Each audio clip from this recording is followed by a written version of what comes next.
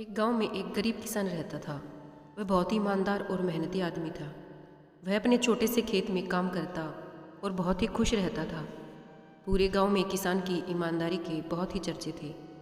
उसका एक दोस्त था जो उस गांव के राजा के यहाँ सिपाही का काम करता था। वह किसान से अपने घर रोज मिलने जाता था। एक बार राजा ने अपने दरबार में एक ऐलान किया कि उसके बगीचे में काम करने वाला एक अच्छा सा कारीगर चाहिए जो उसके बगीचे के पेड़ पौधों और फूलों का ध्यान रख सके। राजा का यह ऐलान सुनकर किसान के दोस्त सिपाही ने सोचा कि यही मौका है किसान से मित्रता निभाने की।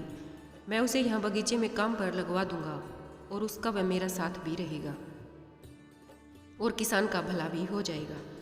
यह सोचकर उसने राजा से कहा कि महाराज, मैं आपके लिए एक ऐसे आदमी को लेकर आऊँगा जो यह काम अच्छे से कर लेगा।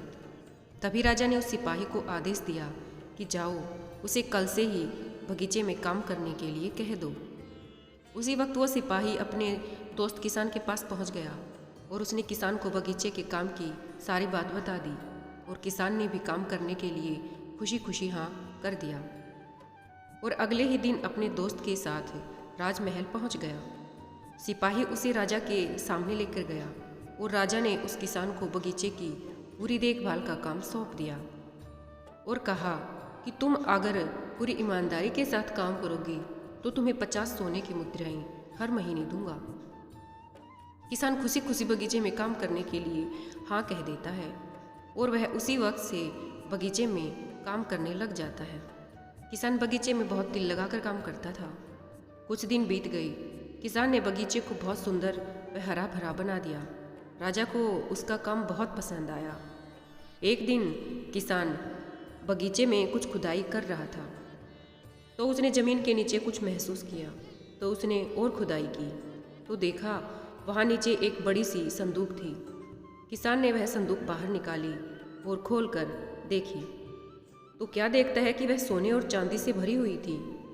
यह देखकर किसान बहुत खुश हुआ और अपनी ईमानदारी दिखाते हुए वह राजा के पास पहुंचा और राजा को सारी बात बता दी।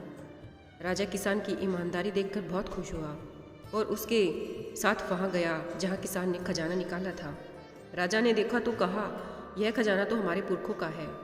हम कई वर्षों से इसे ही खोज रहे थे, लेकिन यह खजाना हमें नहीं मिला।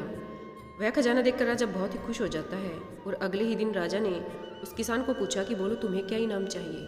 किसान बोला, मालिक मुझे कुछ नहीं चाहिए, मेरे पास जो भी है मैं उसी में खुश हूँ। राजा उसकी इतनी अच्छी बातें सुनकर इतना ज़्यादा खुश हो गया और उसने किसान को अपने मंत्री बनाने का फैसला किया और कहा कि ये मेरा हुक्म है कि मैं तुम्हें अपना मंत्री बनाता हूँ। किसान ने राजा की बात मान ली और राजा का मंत्री बन गया। तो दोस्तों, सबसे बड़ी ईमानदारी ही है जिससे एक गरीब किसान भी राजा का मंत्री बन सकता है। धन्यवाद दोस्तों।